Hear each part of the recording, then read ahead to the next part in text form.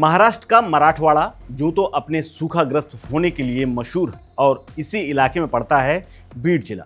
और यहीं की रहने वाली थी महिला डॉक्टर जिसने सतारा के एक होटल में खुद को खत्म कर लिया। और उसके खत्म होने के बाद पूरा परिवार सदमे में है, क्योंकि डॉक्टर बेहद गरीब परिवार से ताल्लुक रखती थी।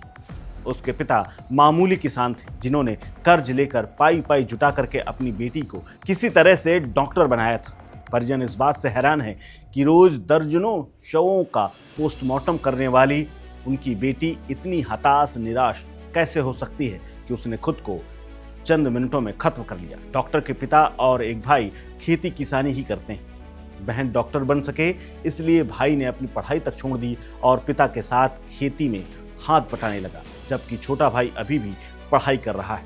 ये मृत डॉक्टर परिवार में सबसे बड़ी थी, जिसकी प्राथमिक स्कूलिंग जिला परिषद स्कूल में हुई थी और 10वीं के बाद उसने डॉक्टर बनने का सपना देखा था, मेहनत शुरू की। नीट की परीक्षा में सफल होने के बाद जलगांव के मेडिकल कॉलेज में उसने MBBS में प्रवेश लिया। साल 2022 में वो डॉक्टर बनी। परिवार खुशी से झूम रहा था, लेकिन उनकी ये खुशियां ज़्यादा दिनों तक नहीं टिक सकी। लेकिन किसे पता था कि महज 3 साल की नौकरी करने के बाद उनकी बेहतरीन डॉक्टर बेटी अपनी जान दे देगी। सतारा जिले के फलटन स्थित उप जिला अस्पताल में वो बीते 23 महीने से काम कर रही थी। ग्रामीण क्षेत्र में सेवा की अपनी बॉन्ड अवधि पूरी करने में सिर्फ 1 महीना बचा हुआ था और उसके बाद उसे जिले में जाकर के पोस्टिंग मिलनी थी। लेकिन उससे पहले ही उसने ये आत्मघाती कदम उठा लिया।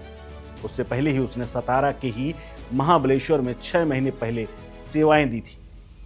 इसके अलावा परिवार की ये मांग है कि बेटी के लिए जो भी जिम्मेदार है उसकी मौत के लिए उसे फांसी में लटका दिया जाए। महिला डॉक्टर की चचेरी बहन ने आरोप लगाया है कि डॉक्टर को झूठा मेडिकल प्रमाण पत्र बनाने के लिए मजबूर किया जा रहा था। उसके लिए पूर्व सांसद तक दबाव डालते थे, फोन करते थे। मीडिया से बातचीत करते हुए उसने बताया है कि पुलिस अधीक्षक और उप पुलिस अधीक्षक को पत्र लिखने के बावजूद कोई कार्रवाई नहीं हुई और उसके ऊपर लगातार मानसिक दबाव बनाया गया।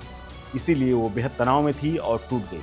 डॉक्टर की इस घटना के मामले में गिरफ्तार प्रशांत बनकर की बहन ने इस मामले को नया मोड़ दे दिया है और उसने दावा किया है कि महिला डॉक्टर ने कुछ दिन पहले उसके भाई प्रशांत, जो कि उसका मकान मालिक भी था, जिस फ्लैट में वो रहती थी, वो प्रशांत के पिता का ही था।